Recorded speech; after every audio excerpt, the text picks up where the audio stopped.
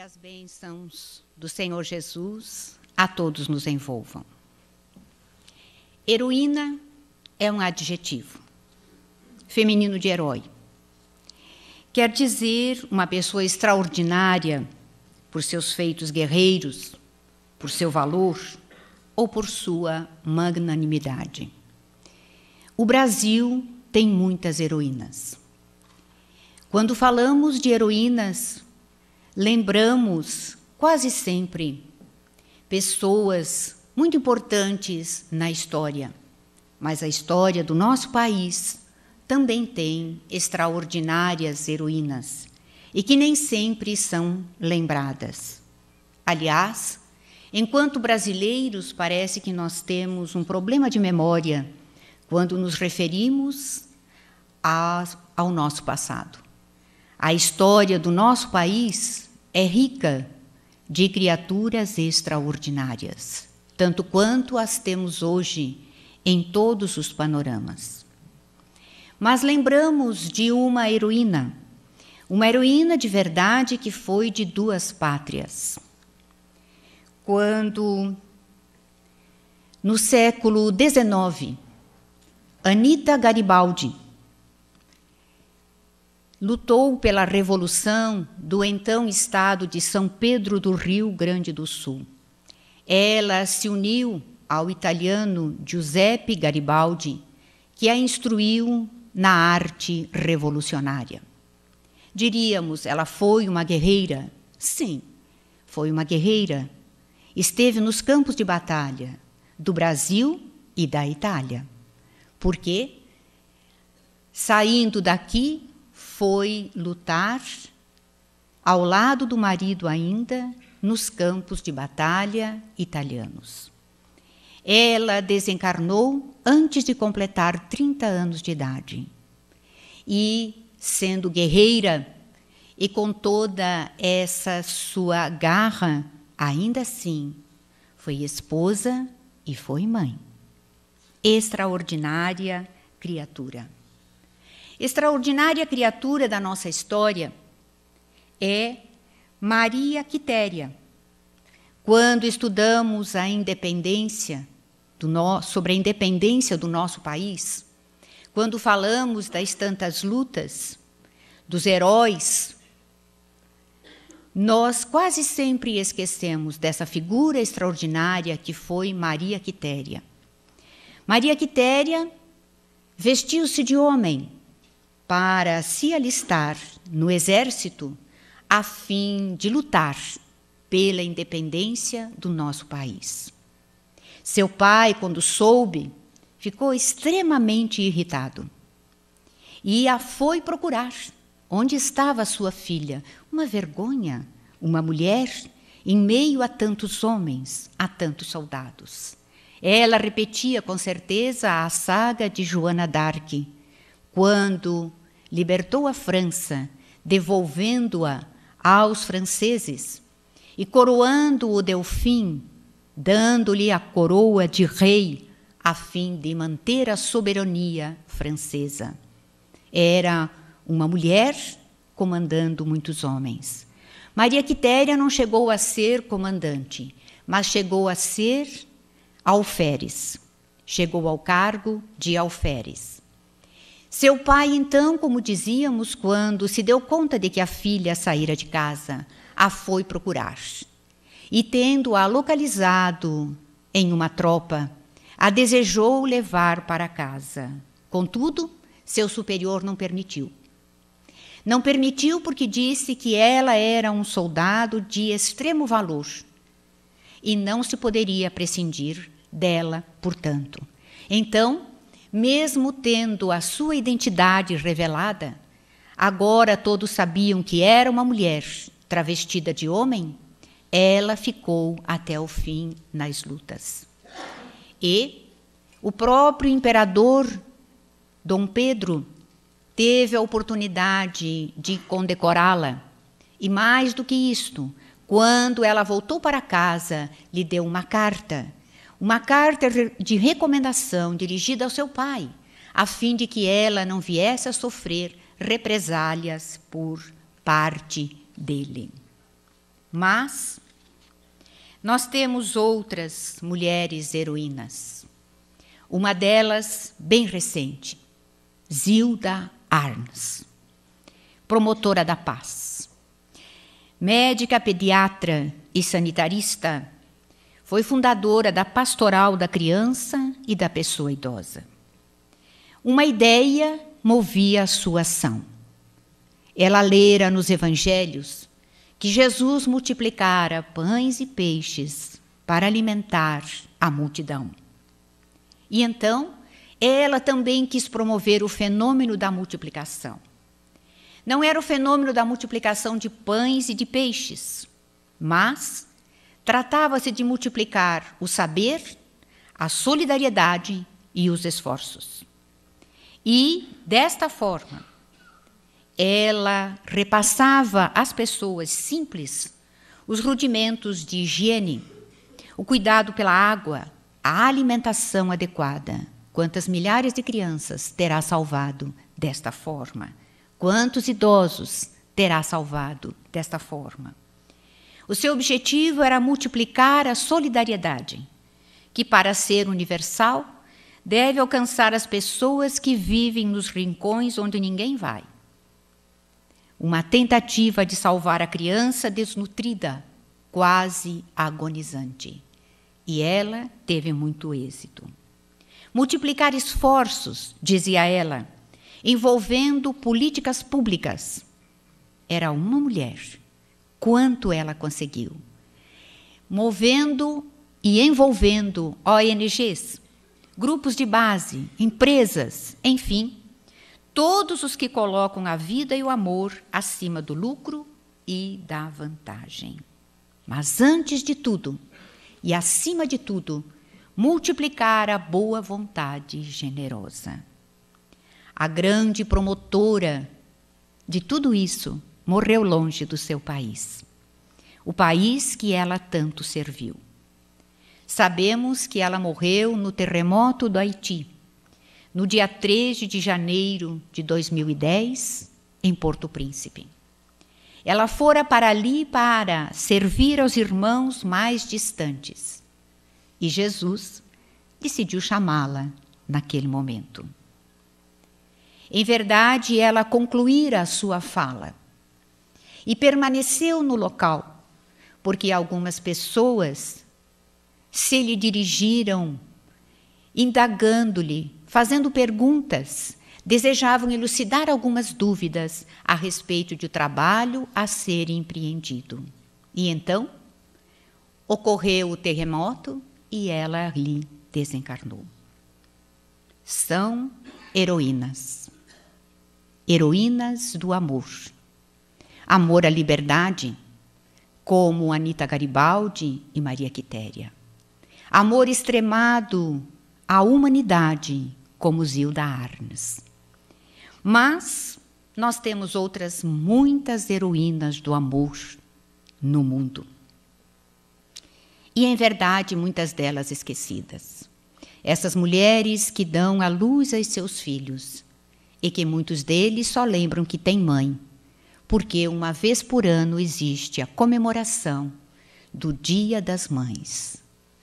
Graças à ideia de uma norte-americana, Anna Jarvis, que desejou, no segundo domingo de maio, homenagear sua mãe e convocou amigas para que cada uma levasse uma rosa branca e desta forma sua mãe fosse homenageada, sua mãe desencarnada. A ideia imediatamente adquiriu força. Como toda ideia boa, começa com uma semente pequena e se multiplica. E então, a ideia se multiplicou. Chegaria finalmente ao nosso país e foi durante o governo Vargas que foi estabelecido então no nosso calendário nacional que o segundo domingo de maio seria dedicado às mães. Muitos criticam este dia, dizem que é algo muito comercial, que as pessoas só desejam vender. É natural. O comerciante deseja vender. Tolo seria se ele não aproveitasse esses momentos para implementar as suas vendas. A cabeça dele pensa em lucro. Comprar, vender, lucrar é natural. Mas isto move o mundo. O importante é que nós temos um dia para homenagear as mães. E por causa disso, muitos filhos que não lembram que têm mães, no Dia das Mães, as recordam.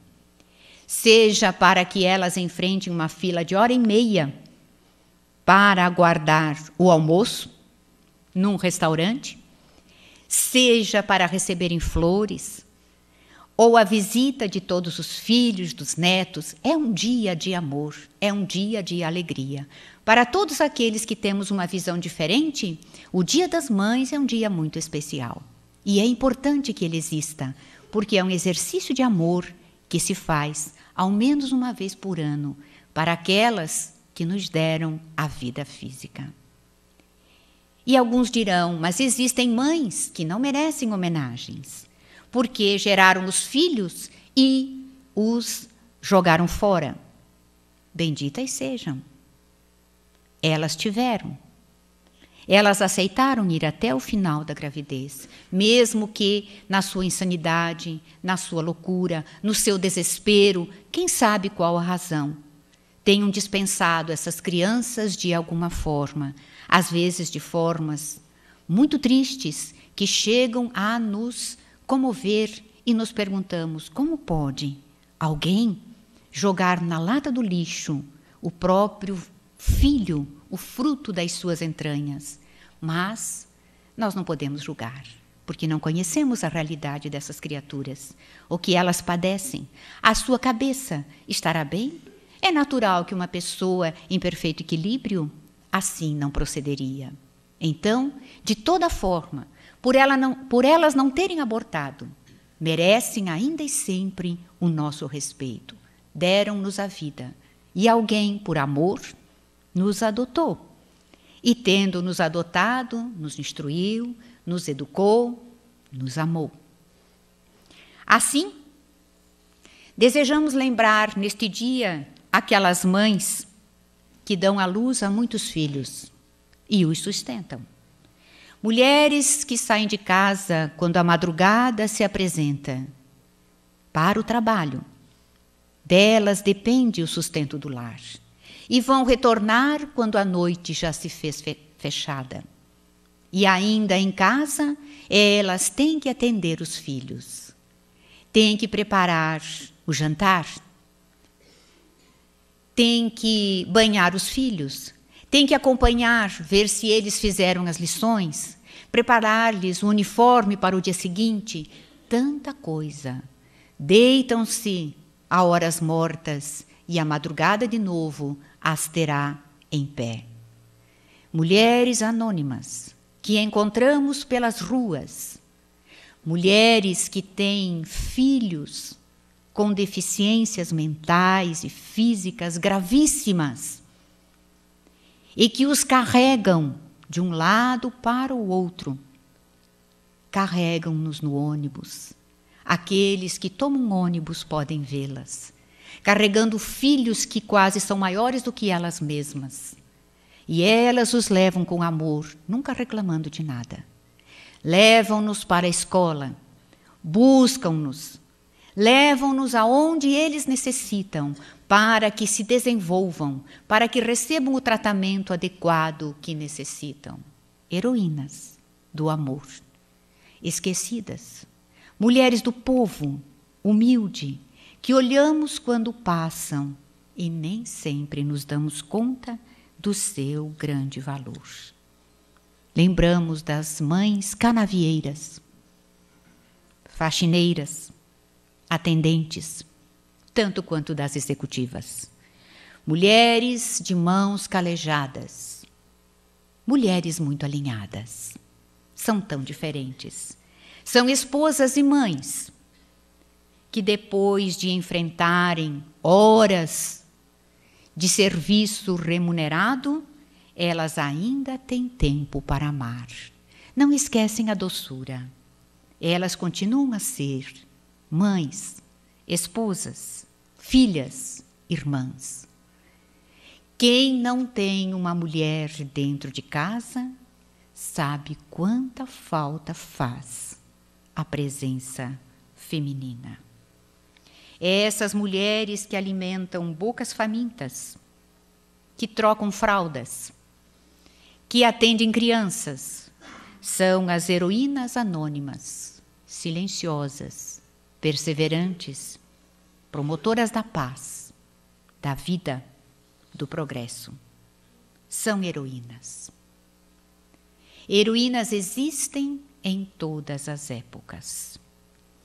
E nós recordamos que durante a Segunda Guerra Mundial, uma mulher de nome Luba Jerkaki, prisioneira num campo de concentração, ela vira o seu filho de 3 anos ser levado num caminhão junto a outras tantas crianças. Ela lembrava dos gritos do seu filho chamando por ela e ela não podendo fazer nada. Nunca mais viu o filho, que com certeza rumou para a câmara de gás. Era uma criança e as crianças só incomodavam. Depois de um tempo, ela viu um outro caminhão trazendo agora o cadáver do seu marido, que fora fuzilado. E Luba desejou morrer. Ela não tinha mais motivo para viver. Seu marido morrera, seu filho morrera, e ela era prisioneira num campo de concentração. Mas, logo em seguida, ela começou a olhar ao redor e deu-se conta que ela deveria viver. Deveria viver para atender as suas companheiras do campo de concentração. E passou a ser aquela que consolava as demais, mas nunca esqueceu o seu filho. E foi num dezembro de 1944 que na madrugada ela foi despertada por um ruído estranho e cutucou a sua companheira de beliche e lhe disse: "Você ouviu?" E a companheira lhe disse: "Fique quieta, volte a dormir." E ela insistiu: "Eu ouço o choro de criança."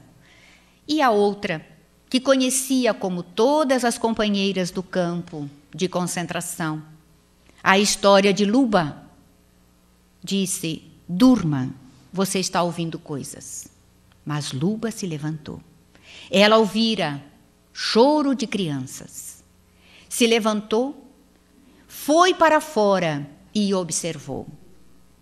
Havia 55 crianças que tinham sido trazidas para o campo. A maior tinha 14 anos, a menor 3 anos de idade. 55 crianças. Estavam ali assustadas, separadas dos seus pais. Não sabiam o que lhes aconteceria. E imediatamente Luba colocou as 55 crianças para dentro do barraco, do barracão, onde estava com as companheiras. As outras despertaram e disseram: "Você é louca. Se os soldados descobrirem o que você fez, nós todas sofreremos represálias." E ela olhou para as mães, para aquelas mulheres e disse: "Vocês não são mães? Se fossem seus filhos, vocês os deixariam lá fora, no frio, sozinhos? Eles não têm mães. Não sabemos onde estão seus pais, o que lhes aconteceu." E no dia seguinte, pela manhã, ela foi ao guarda da ISS e lhe disse que ela precisava comida para as crianças. Mas ela ousou tocá-lo, e um prisioneiro não podia tocar um soldado. Então, ele lhe deu uma violenta bofetada no rosto. Ela se levantou, o lábio sangrando, olhou para ele e disse: eu sou mãe. E tu? Tu tens idade para ser avô. Achas que será bom matares tantas crianças? Então ele ficou muito zangado e disse: então fica com elas. E ela ficou.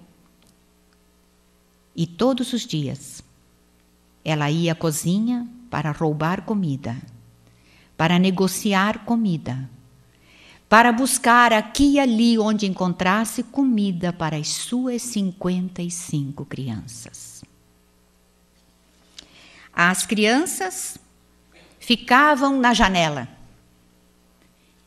Eles não conseguiam entender o que ela falava, porque eram crianças de outra nacionalidade.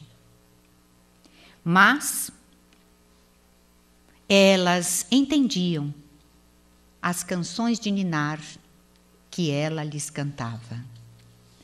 E assim, elas ficavam na janela e quando viam-na chegar com coisas nas mãos, gritavam: lá vem mãe Luba, ela traz comida para nós.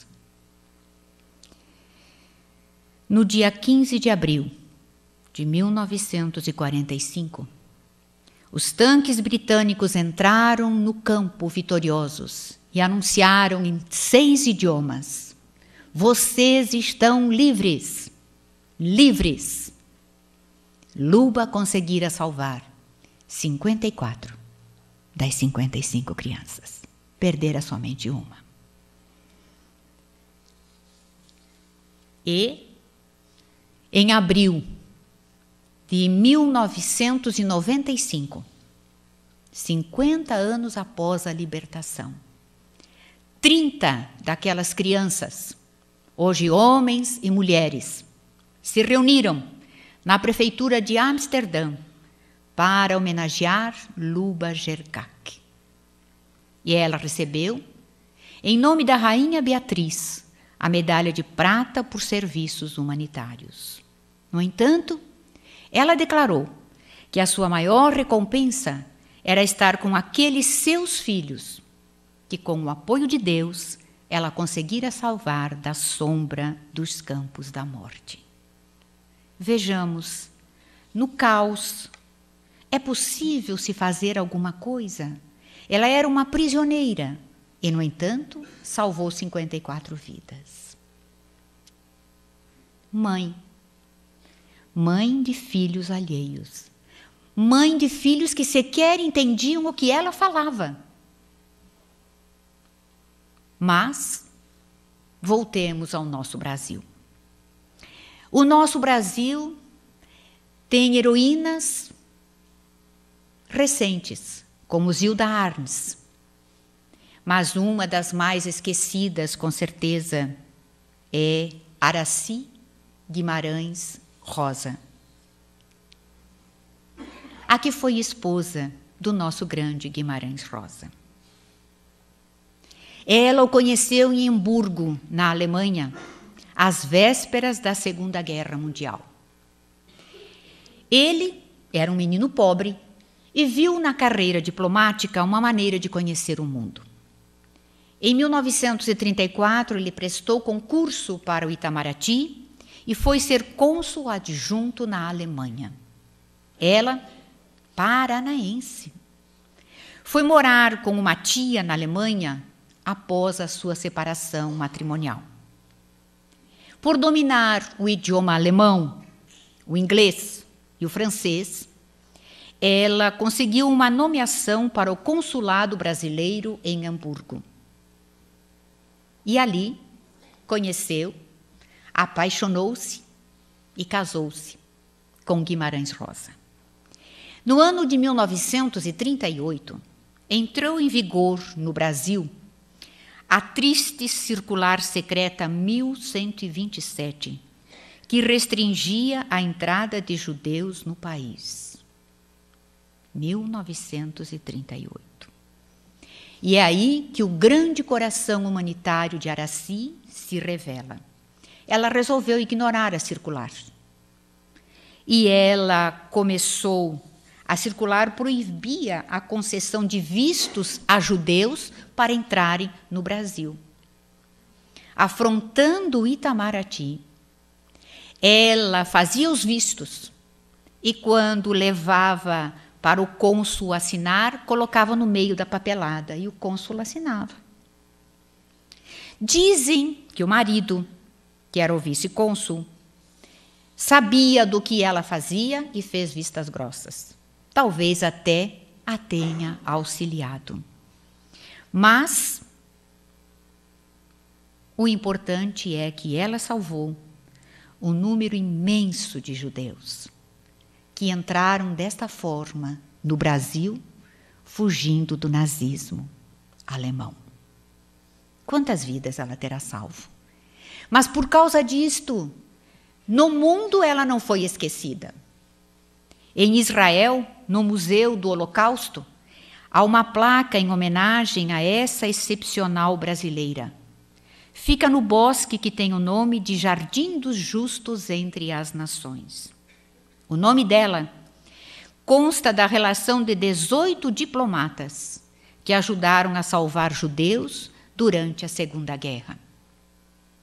Araci de Carvalho Guimarães Rosa é a única mulher entre esses 18 diplomatas. Mas acabou a guerra, ela veio para o Brasil e terá acabado o seu senso humanitário? Nós, aqui no Brasil, também tivemos graves problemas. Aqueles que têm um pouco mais de 15 anos lembram da instauração do infausto AI-5 em nosso país, de triste memória. E, durante a vigência do AI-5, numa reunião de intelectuais e artistas, ela soube que um compositor brasileiro era procurado pela ditadura militar. Naquele ano de 1968, ela deu abrigo durante 2 meses ao cantor e compositor, que imaginamos quem seja, mas não temos certeza, que conseguiu, então, sem ser molestado, fugir para um país vizinho. Arriscou-se novamente. Ela o escondeu no escritório do seu apartamento. Aquele mesmo local onde o seu marido, João Guimarães Rosa, escrevera tanta história de coronel e jagunço. Durante todos aqueles dias, o abrigado observava da janela a movimentação do exército do quartel do Forte de Copacabana. E ele ali, 2 meses, ali esteve até que pudesse fugir, buscando asilo em país vizinho. Ela já enviuvara no ano de 1967. Jamais voltou a se casar. E nunca usou o nome do marido para viver a glória da mulher do grande Guimarães Rosa. Em verdade, ela tem as suas próprias celebrações. Não é necessário, e nunca foi, que utilizasse as glórias do marido. Mas a sua história, os seus feitos merecem ser lidos por todos e lembrados. Ela foi intensamente amada por Guimarães Rosa. Quando ele escreveu a obra Grande Sertão Veredas, ele não a dedicou a ela. Ele doou o seu livro mais importante à mulher que ele amava. Araci desafiou o nazismo na Alemanha. Desafiou o Estado Novo de Getúlio Vargas e a ditadura militar dos anos 60. Uma heroína do amor. Quantas vidas ela terá salvo? Não podemos imaginar. E do Brasil, voltamos novamente para a Europa. Creio que todos nós assistimos ao extraordinário filme A Lista de Schindler. Schindler, quando ele foge ao final da guerra, porque, para todos os efeitos, ele era o inimigo. Ele olha as vidas que ele conseguira comprar com o seu dinheiro e se dá conta que ele ainda tem uma joia no pulso e diz: eu poderia ter vendido isto também e poderia ter salvo mais algumas vidas. Eu poderia ter vendido o meu carro também, era só o que ele tinha, e salvo outras vidas. Eu poderia ter feito mais, mas fizera tanto, salvara tantas vidas, vidas principalmente daqueles que eram portadores de qualquer deficiência, que eram os primeiros a serem mortos. E ele os empregava na sua pretensa fábrica para fazerem coisa nenhuma ou pouca coisa. E assim salvou tantas vidas. Mas existe uma mulher que é conhecida como a Schindler feminina. Será que uma mulher sozinha pode fazer muita coisa? Já vimos que Luba salvou 54 vidas. Irene Sendler, também conhecida como Irena Sendler, salvou incontáveis vidas. Na época da Segunda Guerra Mundial, ela era enfermeira na Polônia e tinha trânsito livre para o gueto de Varsóvia. Era um quarteirão de 4 quilômetros quadrados, onde foram colocados 500.000 pessoas. Imaginemos como elas estavam, acumuladas, amontoadas. Não era uma condição de vida. E ela imaginou um plano, desde que ela tinha trânsito para entrar e sair, porque ela era enfermeira, ela ia atender. Ela imaginou como poderia salvar vidas. Salvou 2.500 vidas. Uma mulher. Ela imaginou o seguinte plano. Primeiro, ela espalhou entre os nazistas que no gueto de Varsóvia, o tifo e outras doenças que eles temiam, doenças contagiosas, graçavam. Os confinados estavam ali e estavam muito enfermos.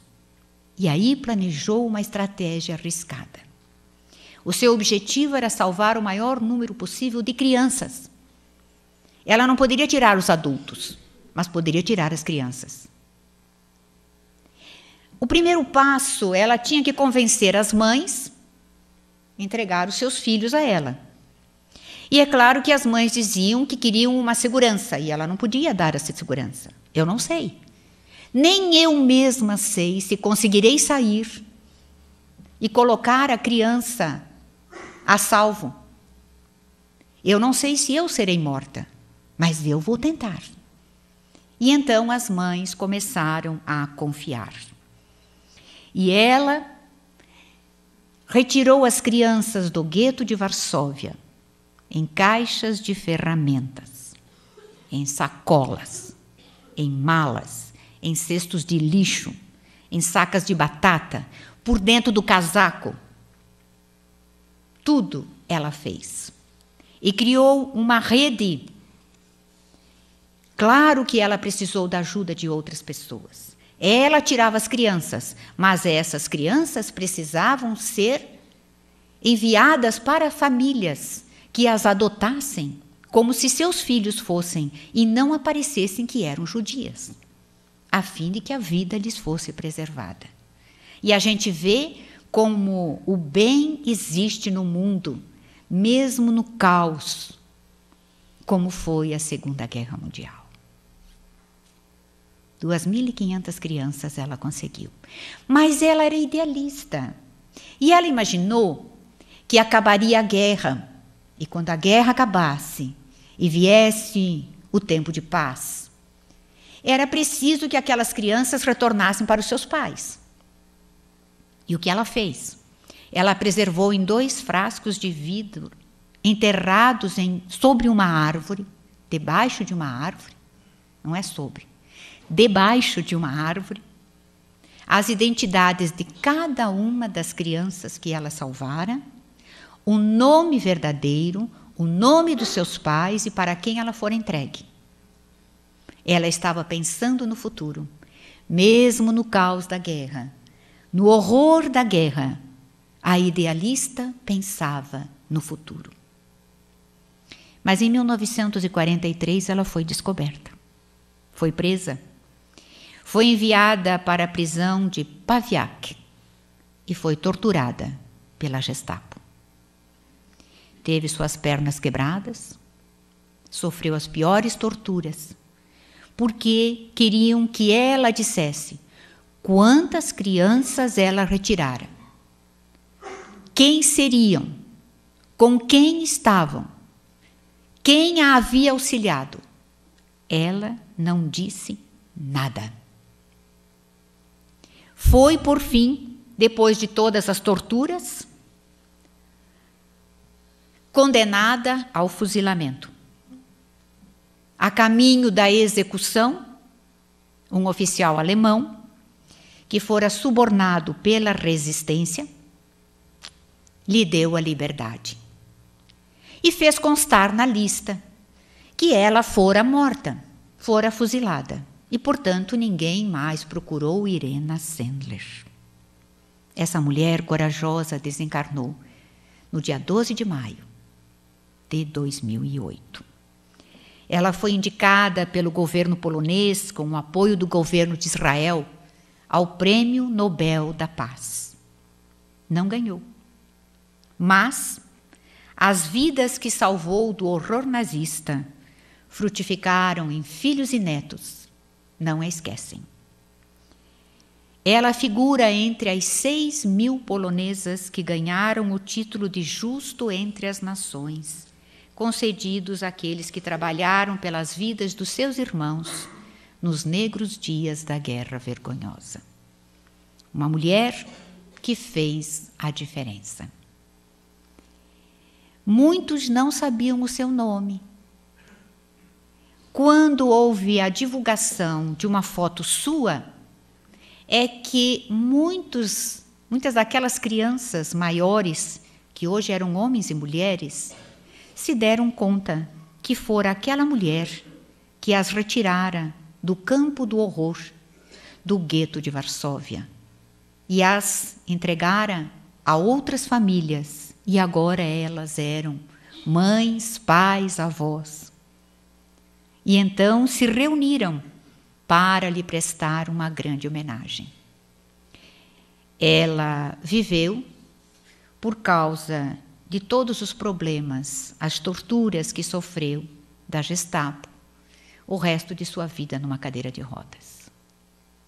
Mas, com uma serenidade extraordinária, ela afirmava: se precisasse, eu faria tudo de novo. Valeu a pena. Estas são as heroínas do amor. Quando compulsamos os evangelhos, encontramos outras tantas heroínas do amor. Encontramos uma mulher que vivia numa região serrana, hoje denominada São João da Montanha, na Judéia de então. É esta mulher, mais comumente conhecida por nós como Isabel,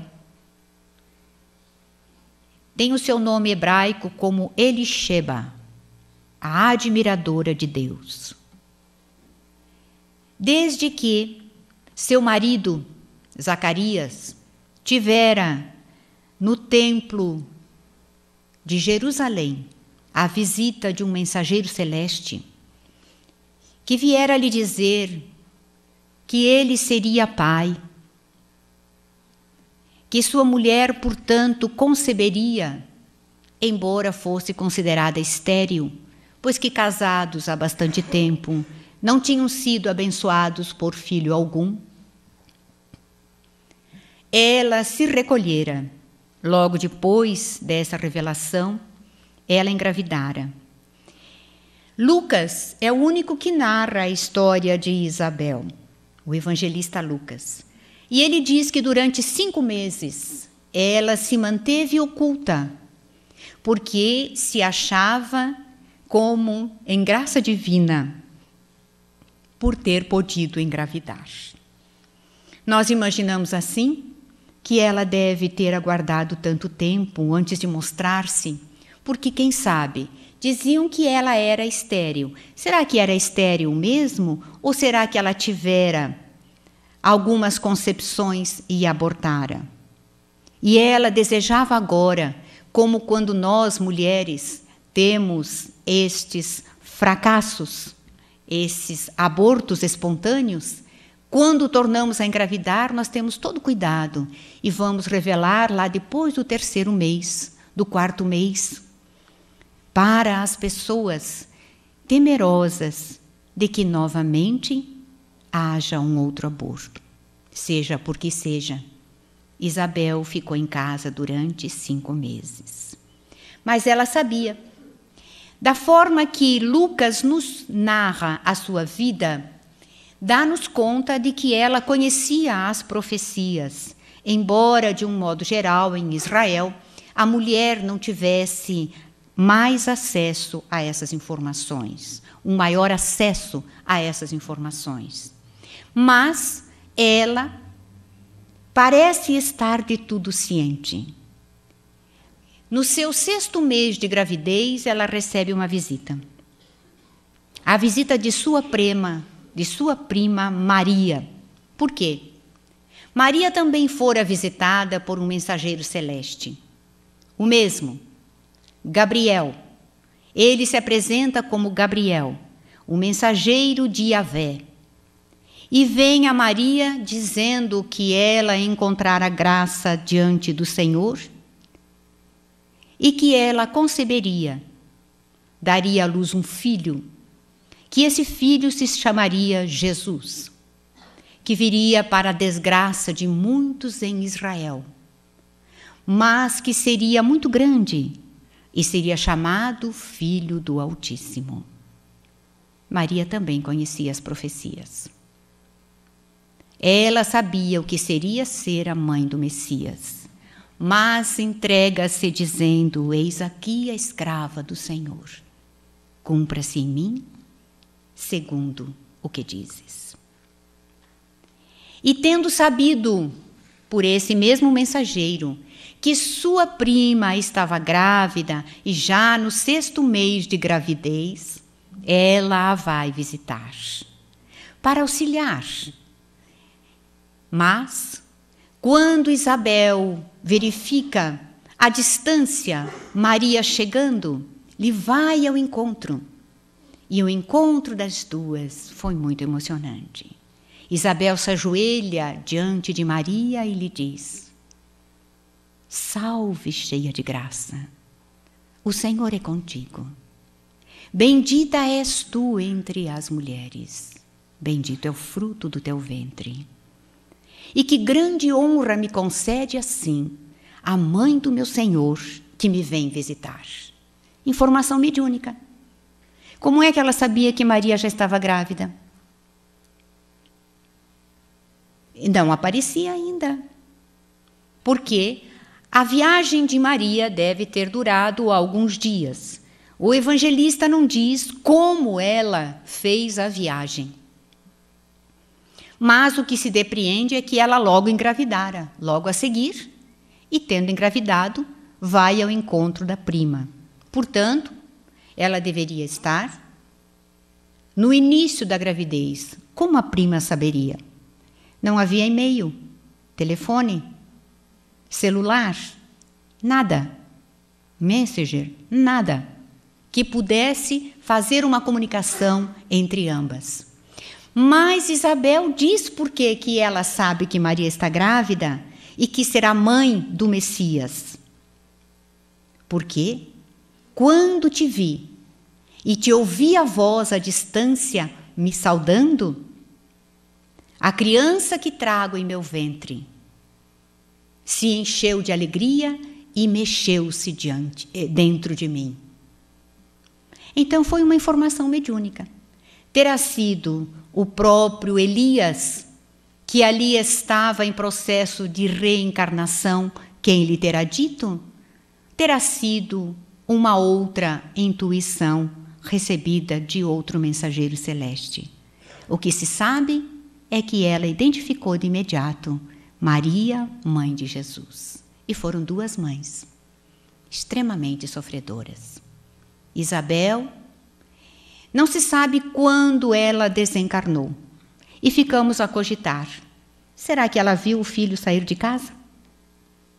Se ela viu o filho sair de casa, quantas notícias lhe terão chegado de que ele era um louco, que trazia a barba crescida, os cabelos crescidos, separados ao meio, como era costume dos nazireus.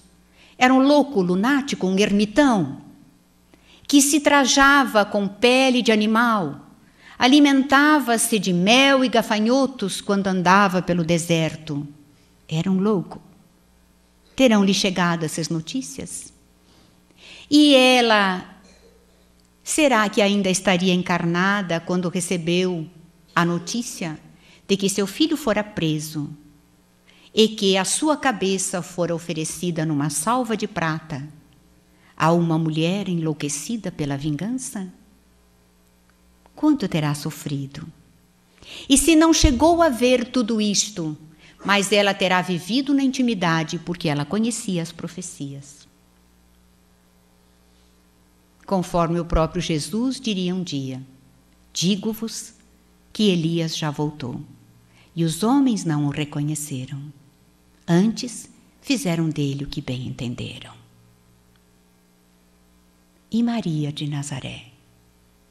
Se era a mãe do Messias, ela sabia desde o início. E como sofreu essa mulher? Acabara de ter um filho num estábulo, porque não teve outro lugar para receber. Poucos dias são passados. O marido a transfere para Jerusalém. Vivem ali, aguardando que a criança cresça um pouco mais, a fim de fazer a viagem de volta à cidade de origem. Mas então chegam os mensageiros, os magos, que não sabemos se eram 3, 7 ou 12. O Evangelho não diz. A tradição oral diz que eram 3, mas não há informação precisa a respeito disto. Enfim, eles foram adorar o menino, e Maria tudo isso guardava em sua alma.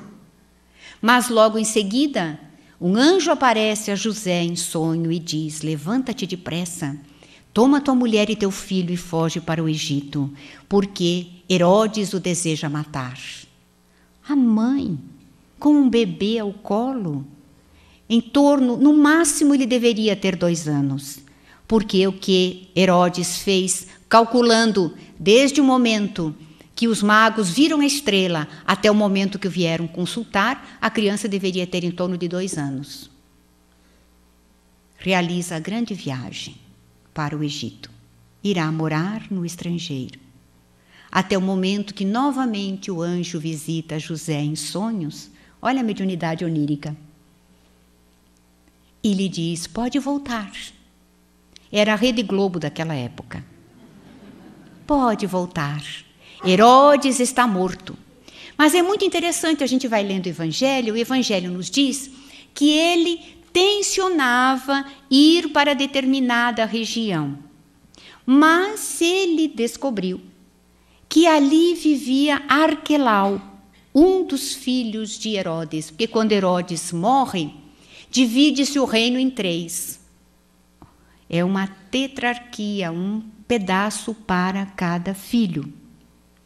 E então, ele não sabe bem para onde ir.